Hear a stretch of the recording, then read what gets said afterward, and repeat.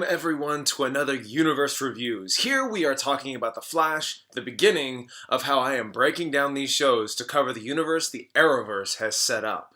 And this, my friends, is just the start.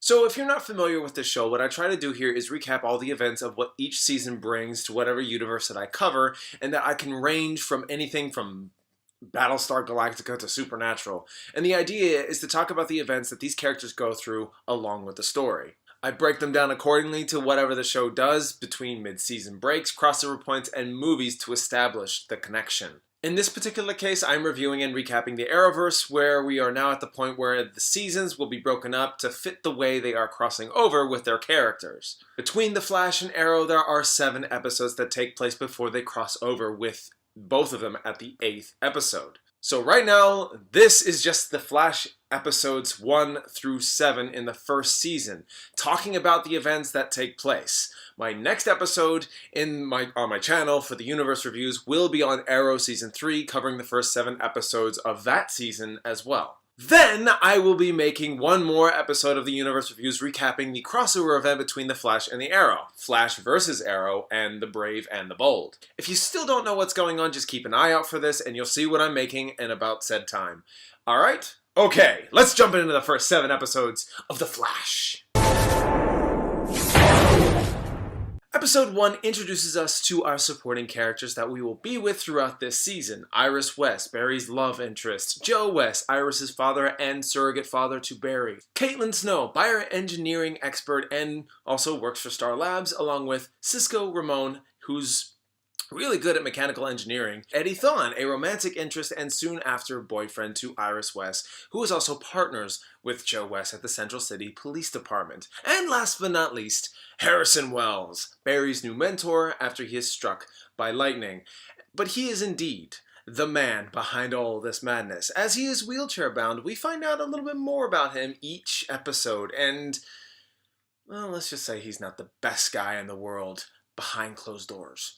So formalities aside, Barry gets struck by lightning in the beginning of the episode, and in a coma for 9 months, he finally wakes up only to see Cisco Ramon and Caitlin Snow trying to help him while puzzled by his recovery. At the same time, Joe West and Eddie Thawne both tackle a case that happened before the particle accelerator exploded and after. And this criminal that they were trying to track down and apprehend got away, died as the particle accelerator exploded. That's also what caused Barry Allen's powers. He now resurfaces and he can now control the weather. So everyone's kind of saying, you're crazy, Clyde's dead, but Clyde's alive, so that's kind of a curve for this episode. So while Barry gathers his strength and learns how to hone his abilities, he does struggle with his past to understand what happened to his mother that night, which was a very big, pivotal plot point for himself in the past and also what happens currently. As his father is taking the blame for her murder, Barry is also looking to prove his innocence. So, Barry confronts Clyde, Mardon in a battle of superpowers, and Clyde is defeated. Not easily, but well enough for Barry to understand what he's capable of, along with Joe finding out what Barry can do. Oh, and the cameo appearance from Arrow was totally earned when Barry wanted to talk to him. Cool.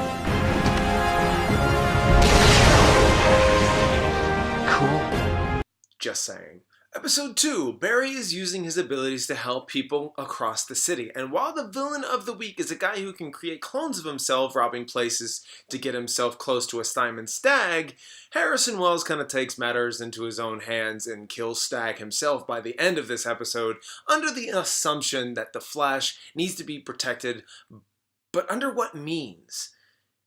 Well, if in these last 2 episodes we've learned anything, Harrison Wells not only can walk, but he actually has access to the future and understanding where Barry resides in the future. Harrison Wells is not the best guy in the world. The subplot includes Barry burning through more calories than a normalized rate, and so he has to eat a lot just to keep his energy up. Episode 3.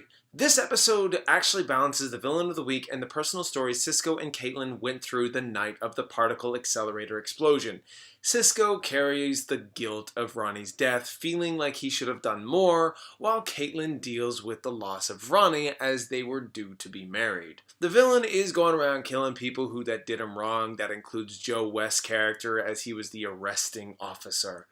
Barry catches the first metahuman and places him in Star Labs, which can hold metahumans effectively. This point forward, I will be mentioning the names of the villain of the week just in case if they reprise themselves. In this case, Captain Cold will be one of them. Captain Cold, or Leonard Snart, sets to steal a diamond, but the Flash is thwarting his plans. Snart's plans for taking the diamond is successful while setting a trap for Barry to stop him. Cisco, along with Caitlin and Felicity, who shows up in midway of this episode, come to help Barry, but Captain Cold escapes to see another day with the possibility of a new ally. Little does Barry know that the weapon Snart used to dub himself Captain Cold is a gun stolen from Star Labs that Cisco built.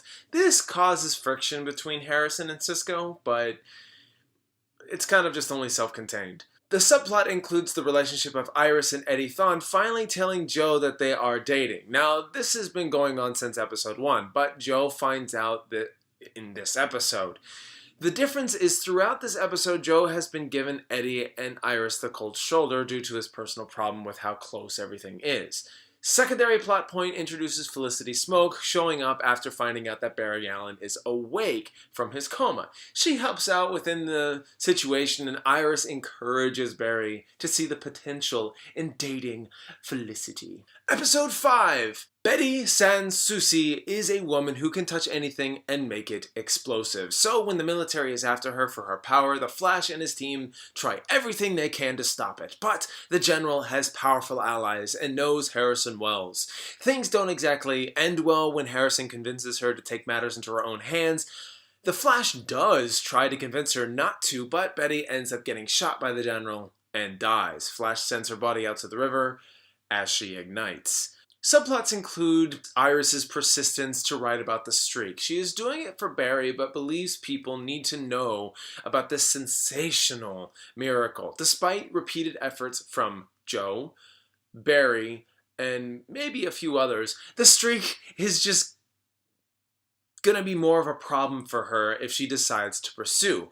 Barry tries one last time to talk Iris out of it, but she declines and Barry decides to take some part away from seeing her. The episode does establish a connection between Harris and Elling, the General, as they worked together once. 5 years ago, they had a falling out over a certain experiment.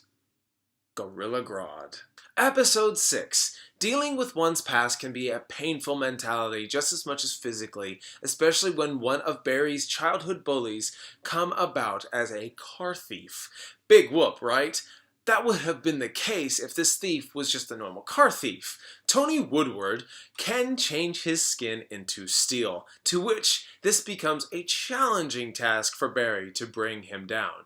Tony is defeated and placed in Star Labs. Barry and Iris reconnect after Tony took Iris as a hostage. Basically, Tony wanted 15 minutes of fame, and because Iris was writing about the streak, Tony believed that he was something better. Joe continues his investigation into the murder of Nora, Barry's mom, almost losing a friend in Harrison, but they do make amends later. Later that night, Joe gets a visit from the same metahuman that killed Nora and warns Joe, also taking the evidence, that he is to stop.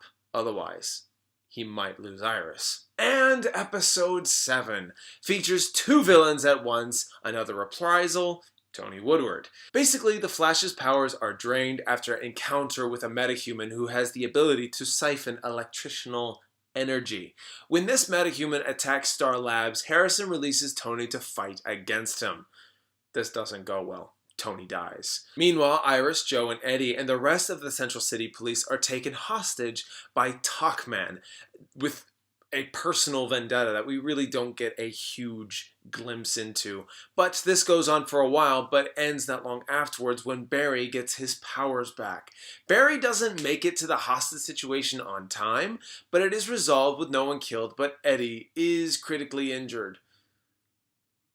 So that was a close one. With Eddie at the hospital, Iris and Joe are safe and sound, and Barry is returned back to normal. Harrison gets hard at work to determine how the metahuman was able to drain Barry's abilities. And this, my friends, is the end of the first 7 episodes. Arrow Season 3, Episodes 1 through 7 is up next, as it follows the same formula as I said earlier. Once that is covered, we can dive into The Flash versus The Arrow. So, stay tuned, as Arrow Episodes 1 through 7 will be covered tomorrow in my Universe Reviews. I would really love for the Universe Reviews to be a part of your world, so if you can hit that like button if you enjoyed this, subscribe to help further the cause to continue doing more reviews and recaps like this. Next recap review will be on Arrow Season 3, as I said before, and it's only going to get interesting from here. Thank you all so much for watching, and as always, until next time.